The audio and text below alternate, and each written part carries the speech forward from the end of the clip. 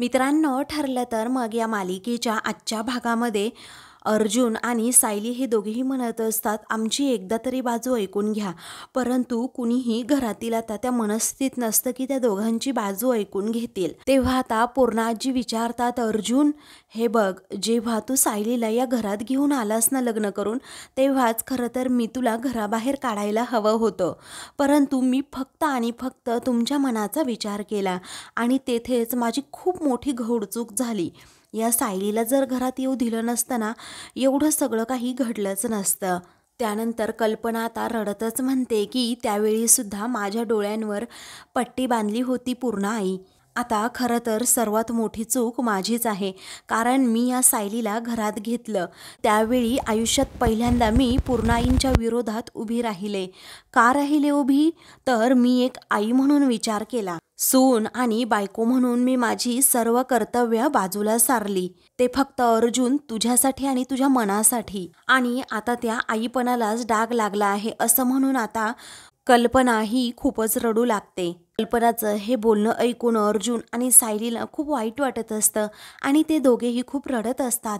कल्पनाला कसं समजावं हेही त्यांना कळत नाही, कारण कल्पना काही ऐकूनच घेत नसते. तर भामटी प्रिया ही मात्र आता हा सगळा काही तमाशा पाहून गालातच हसू लागते.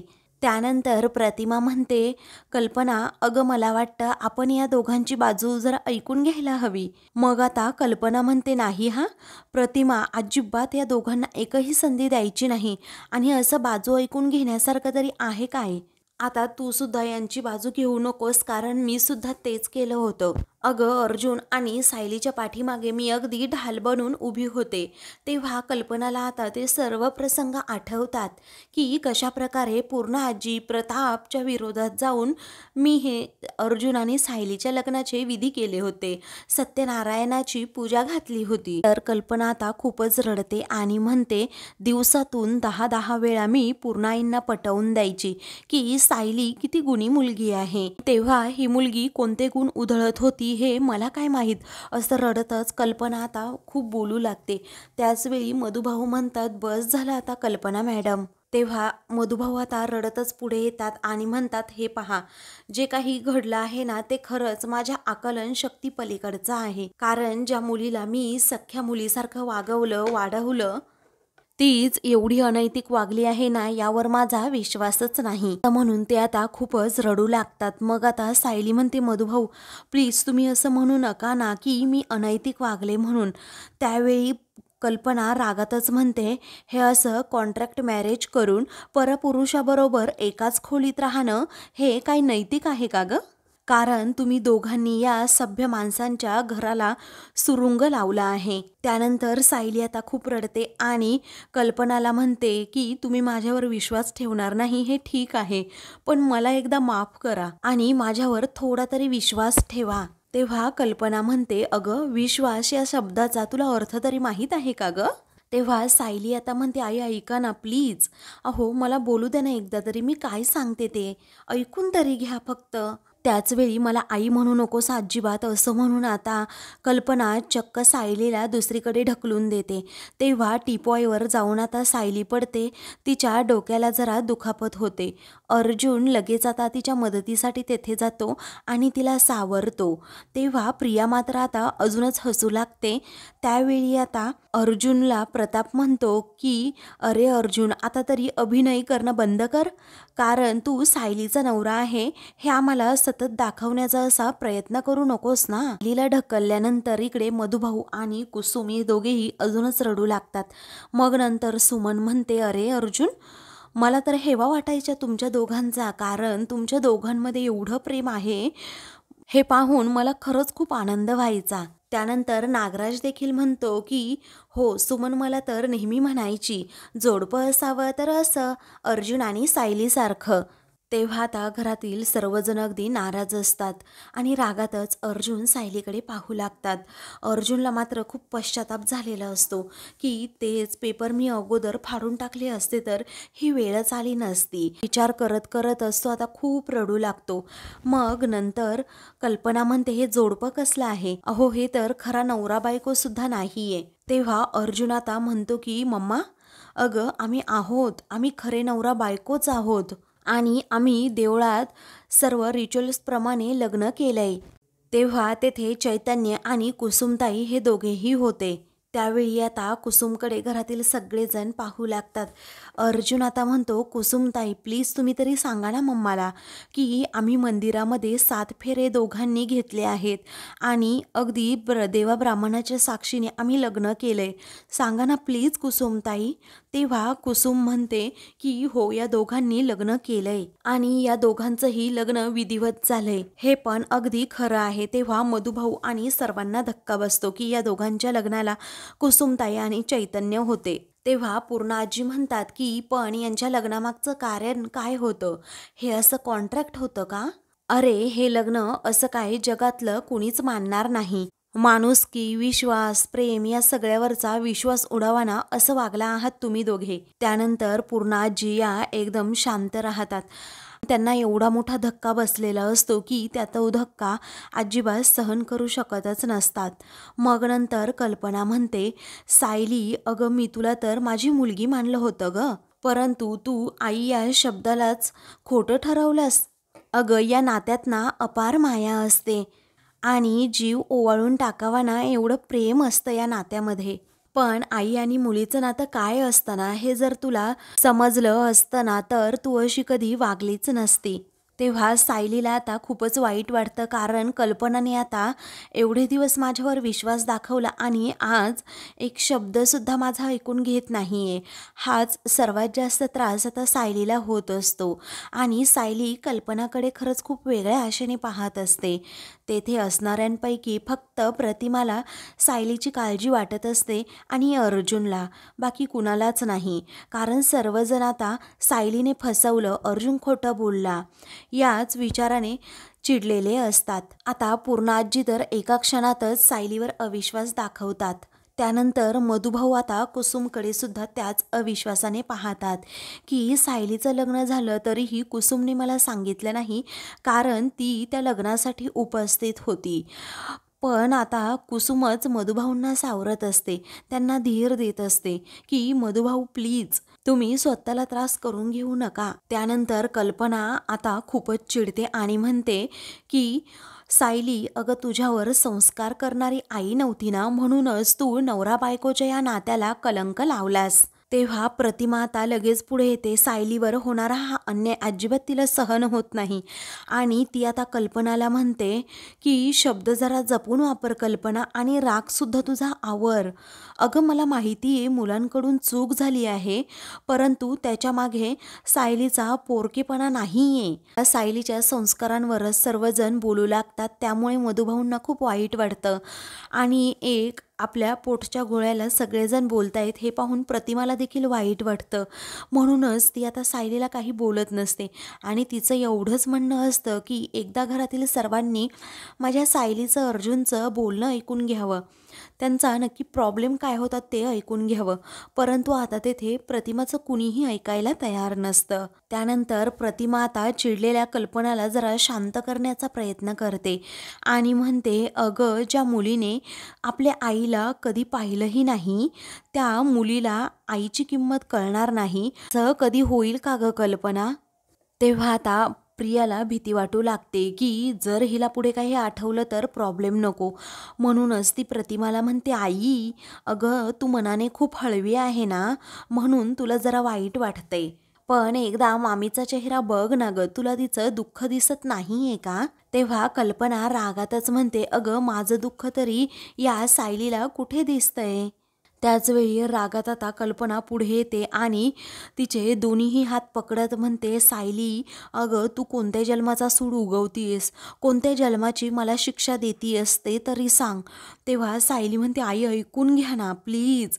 तरीही आता कल्पना ऐकायला तयारच नसते. अर्जुन म्हणतो, मम्मा प्लीज अगं ऐकून घे एकदा. तरीही कल्पना आता त्या मनस्थितीत नसते की ती अर्जुन सायलीचा एक शब्द देखील ऐकून घेईल. त्यानंतर आता कल्पना अर्जुनला म्हणते, तू मला गप्प बसवतोस ना, तू मला शांत व्हायला सांगतोस ना, पण मला आता एक गोष्ट सांग, जर आम्हाला तुमच्या कॉन्ट्रॅक्ट मॅरेजचं सत्य समजलं नसतं तर हे आमच्यापासून तुम्ही अजून किती दिवस लपवलं असतं. तेव्हा अर्जुन फक्त रडत असतो, त्याच्याकडे या प्रश्नाचं उत्तरच नसतं. सायली अर्जुनने एकमेकांना अजूनही प्रपोज केलेलं नसतं, त्यामुळे ठामपणे हे दोघेही अजूनही काही सांगू शकत नसतात. त्यानंतर आता प्रताप म्हणतो की अगं कल्पना, तुला माहिती आहे का, मधुभाऊ अजूनही निर्दोष सुटलेले नाही आहेत. त्यांची बेलवर सुटका झाली आहे हे खरं असेल तरीही अजून त्यांची केस 4-5 वर्ष तरी संपणार नाही. आणि जोपर्यंत यांची केस संपली नसती ना, पर्यंत तुझा लेक आपल्याबरोबर खोटंच बोलला असता आणि हे कॉन्ट्रॅक्ट मॅरेजचं सत्य देखील लपवलं असतं. तेव्हा अर्जुन म्हणतो, तसं नाही आहे डॅड. मग आता कल्पना रागातच विचारते, अरे कसं आहे मग? अरे आपली आई भोळी आहे, आपल्या प्रेमाची अंधाळी आहे आणि आपण तिच्याशी कसंही वागलो तरी चालणार आहे. अरे असंच ना, असं म्हणून ती त्याला सारखा सारखा जाब विचारते आणि स्वतःला खरंच खूप त्रास करून घेत असते.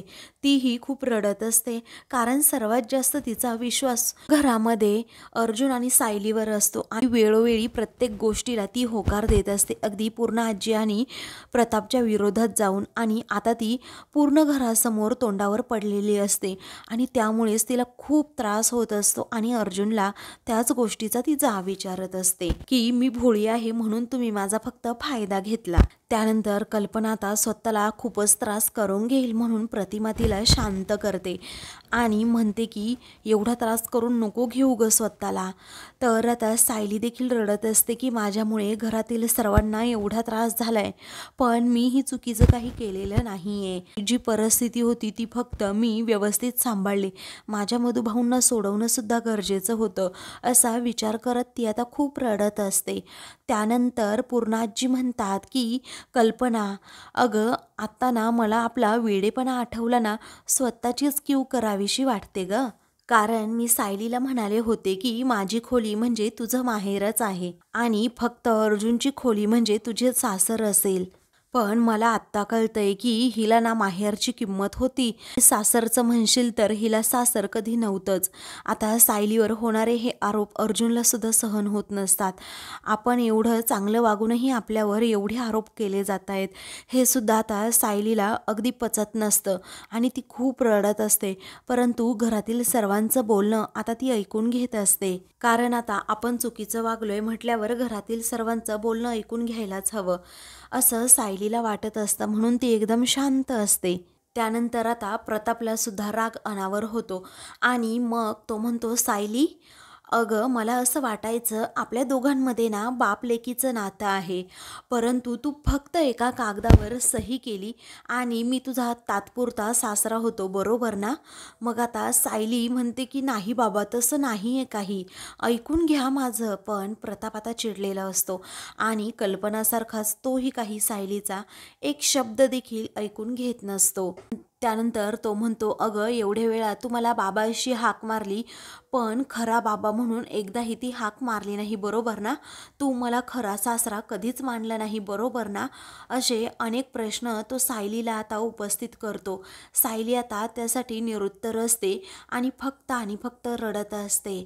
तेव्हा अस्मिता म्हणते, डॅडा हे बघ, मी जेव्हा सायलीला बोलायचे ना तेव्हा तुम्हा सर्वांना खूप राग यायचा, तुम्ही नेहमी मला शांत करायचे, परंतु बाबा आता पाहिलं नाही सायली तुमच्याबरोबर कशी वागली ते. अहो माझ्यापेक्षा जवळ तर तुम्ही हिला केलं, तुमच्या लाडक्या सुनेला. आता कोण आहे ती तुमची सून आहे का, असं ती आता विचारते. आणि मग नंतर प्रताप म्हणतो, अर्जुन अरे मला तर माझीच हसायला येते, कारण सुखी संसार कसा करायचा हे मी तुला नेहमी सांगायचो आणि नवनवीन कल्पना देखील द्यायचो, परंतु तू तेव्हा माझ्यावर गालात हसत असशील ना रे, कारण आपण आपल्या बापालाच फसवतोय आणि याला त्यातलं काहीच कळत नाहीये, याचा खूपच आनंद होत असेल ना तुला. तेव्हा अर्जुन रडतच नाही असं म्हणतो, पण आता त्याचं बोलणं कुणी ऐकून घेणार नाही हे त्याला माहीत असतं. तेव्हा चैतन्याला सुद्धा अर्जुन आणि सायलीबद्दल खरंच खूप वाईट वाटत असतं. त्यानंतर आता प्रताप म्हणतो, अर्जुन तू एक उत्कृष्ट नवरा व्हावास एवढीच इच्छा फक्त माझी होती. अरे पण तू एक चांगला मुलगा सुद्धा होऊ शकला नाही ना, याचंच मला वाईट वाटतंय. त्यानंतर अर्जुन आता हिम्मत करून प्रतापला म्हणतो, डॅड हे ना खरंच खूप वेगळ्याच डिरेक्शनला चाललंय. तेव्हा आता अर्जुन तळमळीने सर्वांना सत्य सांगण्याचा प्रयत्न करत असतो. परंतु प्रताप म्हणतो, अर्जुन अरे जेव्हा आपली बाजू लंगडी असेल ना, तेव्हा वाद घालत बसायचं नाही. ह्यात नियम तुला माहीत असेल ना. मग आता सायली म्हणते, प्लीज तुम्ही तरी आमच्यावर विश्वास ठेवा ना रविराज सर. आम्ही कोणत्याही नात्याचा असा अपमान केलेला नाही आहे. तेव्हा मधुभाऊ आता पुढे येतात आणि सायलीला म्हणतात, सायली हे बघ, नात्यांबद्दल तू जेवढं कमी बोलशील ना तेवढंच चांगलं आहे. कारण आत्तापर्यंत तुला कधीही अशी मान खाली घालण्याची वेळसुद्धा आली नाही. पण आज केवळ फक्त आणि फक्त तुझ्यामुळे मला मान खाली घालावी लागली आहे सायली. तेव्हा सायलीला आता खूपच वाईट वाटतं आणि ती खूप रडू लागते. माझ्यामुळे मधुभाऊंना खरंच खूप मोठा मान होता, परंतु आज हे काय होऊन बसलंय. कारण तू जे केलं आहेस ना, ती फक्त चूक नाहीये, फक्त गुन्हा नाहीये, ते फक्त पाप आहे. पाप एवढं लक्षात ठेव. आणि तुझ्या या पापाचं ओझं म्हाताऱ्या बापाला आता पेलवत नाहीये ग, असं म्हणून मधुभाऊ आता खूपच रडू लागतात. आता मधुभाऊ स्वतःला खरंच खूप त्रास करून घेत असतात. ते पाहून आता कुसुम म्हणते, प्लीज मधुभाऊ तुम्ही असा स्वतःला त्रास करून घेऊ नका ना प्लीज. मग आता मधुभाऊ विचारतात, कुसुम मग मी काय करू, सांग ना मी काय करू. अगं त्रास करून घेऊ नाही मग काय करू. अगं सायली माझी शान होती, माझा मान होता, माझा सन्मान होता. तिच्यावर आजपर्यंत मी एवढा विश्वास ठेवला, परंतु तिने माझा विश्वासघातच केला. अगं कुसुम ही तर तुझी बहीण आहे ना बहीण.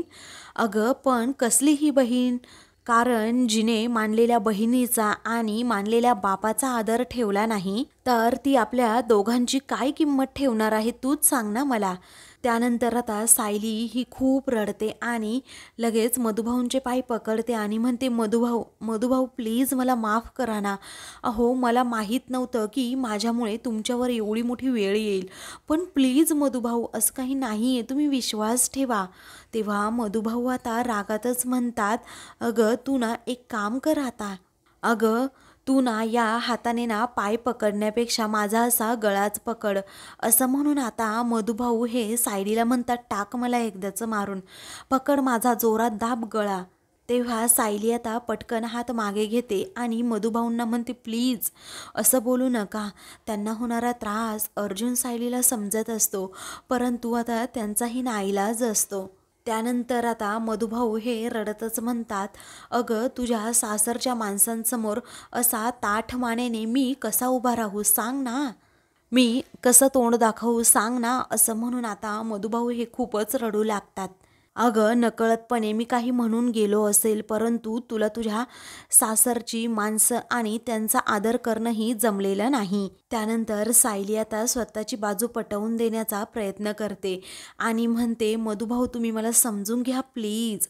अहो तुम्ही जसे माझे बाबा आहात ना, तशी ही सगळी माझी माणसं आहेत. प्रतापचा हात हातात घेत ती म्हणते, जसे माझे बाबा आहात तसेच हे सुद्धा माझे बाबा आहेत. तेव्हा प्रताप आता सायलीच्या हातातून पटकन रागातच हात सोडवून घेतो. त्यामुळे सायलीला अजूनच वाईट वाटतं. त्यानंतर सायली आता पूर्णाजींना समजवण्याचा प्रयत्न करते की हे पहा पूर्णाजी, तुम्ही सकाळी माझ्यासाठी कोणता शब्द वापरला होता, नितळणा. पण पूर्णाजी मी तशी नसेलही, परंतु ऐका ना. अहो मी एवढीही वाईट नाही आहे, एवढीही खोटारडी नाही आहे जसं तुम्ही मला समजताय. प्लीज पूर्णाजी मला माफ करा, मी हे सत्य लपवलं. पण पूर्णाजी आता तिच्या हातातून पुन्हा हात सोडवून घेतात आणि खूप रागातच तिच्याकडे पाहतात.